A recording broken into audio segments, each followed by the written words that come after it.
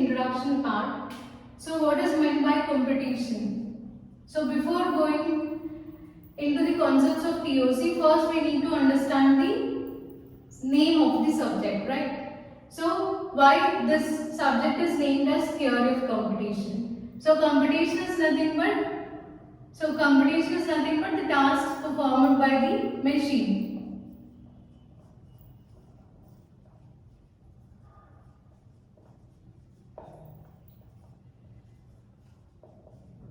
Yes, fine. So competition is clear. Now, what is meant by theory?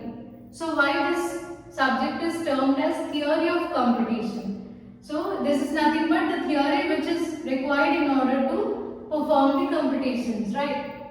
So say suppose this is not only about computer science. So wherever in any subject, in any concept, we need theory in order to solve the problems. If you consider physics, Newton's laws of motion, there, so what are the laws of motion? So if you discuss about the Newton's first law, that means for every, so here the object will be at rest or in uniform motion until an external force is applied on it, right? So say suppose this is a marker, so this marker is in rest position now, so this will remain in rest until I apply some external force, until I throw it somewhere by applying external force on it. So it will remain in the same state. So that is example for Newton's laws, that is Newton's first law. Coming to Newton's second law, what it states, so here it is defined as F equal to ma, that means acceleration of the object. It depends on the mass of the object and the force applied on it. Okay, acceleration is nothing but rate of change of velocity. Acceleration is defined as rate of change of velocity in terms of speed and direction. Say suppose if you go to any shopping mall, there you will find trolley or any cart to carry your things, right? And here a person is there. So here this acceleration or the speed with which you are moving this object, it depends on weight or the mass of this object.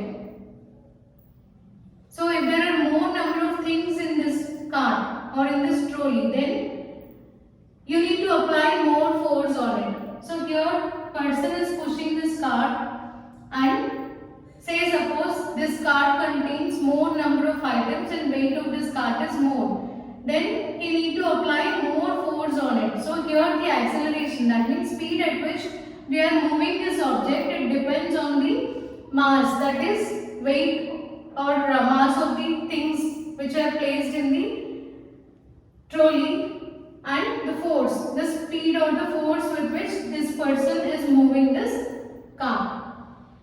So this is the example for second law, Newton's second law of motion. Coming to third one, so this can be defined as F12 equal to minus F21. So what is Newton's third law? It states that for every action there is an equal and opposite reaction. Okay, example for this is kicking a ball. Kicking the ball. So say suppose I have ball. If I throw this ball, if I kick this ball on the ball, then the force with which I throw the ball, with the same force it will come back again. Right. So for every action there is an equal and opposite reaction. The force with which I throw the ball, with the same force it will come back again. So that's the example for Newton's third law. So first, based on the theory, so why I am explaining you all the things means, see how we are solving problems related to Newton's laws. So in order to solve the problems, a problem is given which is related to Newton's laws. So how we are solving them? By using the formula. Right. How we are getting this formula? From theory. Right. So we are solving problems from the formulas, and these formulas are derived from the theory. So that means we are solving problems from theory only. So in the same way, here also computations or tasks are performed by the machine from theory. Hope you understood why I explained all these things which are related to physics in computer science. So this is just to give you a clear explanation or clear clarity regarding why we need theory in order to perform any task. Fine. So now let us go into the subject. So coming to theory of computation. So this TOC, it's all about the kind of things that we really compute. So the kind of things that can we really compute.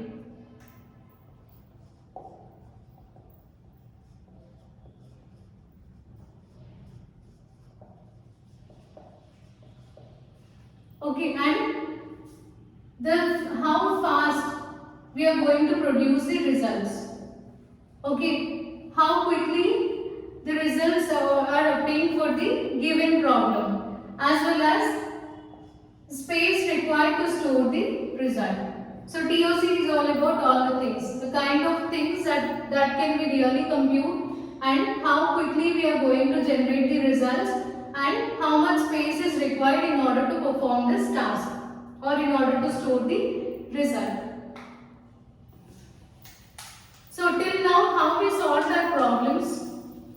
If we consider our programming languages, whenever a problem is given, then first we'll write an algorithm for the problem followed by program. So this is how we used to solve problems till now.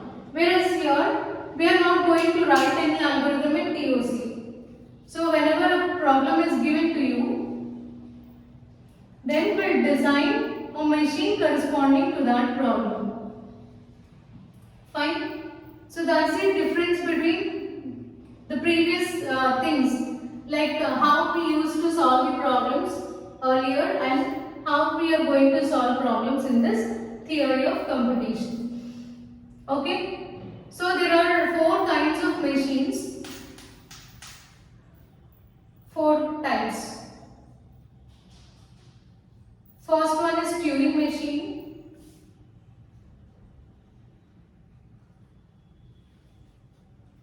Next we have linear bounded automata.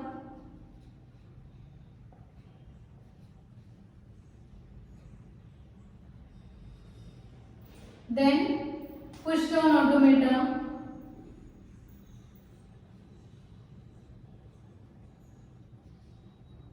And finite automata.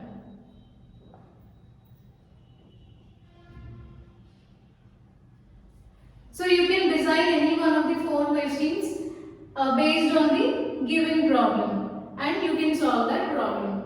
So here I have one question, that is, see, can we say that every problem can be solved by a machine? My question is, can we say that every problem is solved by a machine or not? Definitely not. Right. So just like how human beings cannot solve all the problems, in the same way even machine cannot solve all problems. Based on this, problems are divided into 2 categories. One is computable problems and second one is non-computable problems.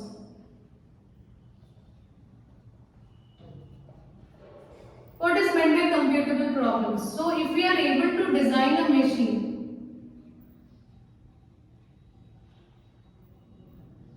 for a problem, then we can say that that problem is a computable problem.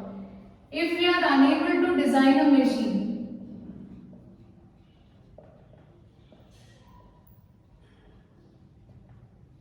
for a problem, then we say that those problems are non-computable problems. Clear? So this is about the type of problems, and then say suppose, let us take few examples. Here the question is, design a machine which accepts all valid C codes.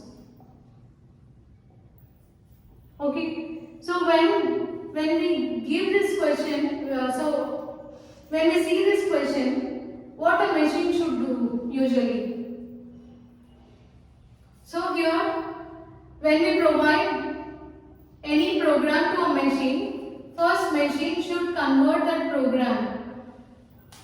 See, say suppose one code is given to machine, and the task of machine is to convert the given code into binary code. Right. So after getting the binary code only, it will tell whether it is a valid code or not. Okay. So can we design such a machine which takes program as input and tell whether that code is a valid code or not? Answer for this is yes. And best example for this is compiler. Okay, so when we write any program in compiler, what compiler will do after compilation, if the program is correct without any errors, then it will produce output. Right, so if the program is not correct, then it will generate errors. So this is how the process will be done internally, right? So based on this, it's clear that the subject compiler design, it came from TOC only, theory of competition. So compiler design is also considered as one of the important core subject in computer science engineering, CSE. Okay, so this question is fine. So a machine can be designed which accepts all valid Java code, all valid C or Java codes. And let us take one more example. So design a machine which accepts all valid Java codes or C codes and which never goes into infinite loop.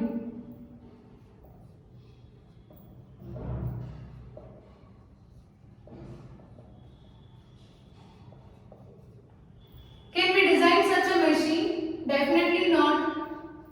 Right? So we cannot design a machine which will never go into infinite loop. Okay. So these type of problems, they comes under non-computable problems, problems which cannot be resolved, or if you are unable to design a machine that can solve the problems, those problems are called non-computable. As we cannot design a machine which will never go into infinite loop, this comes under non-computable category. So this is all about the introduction part of TOC.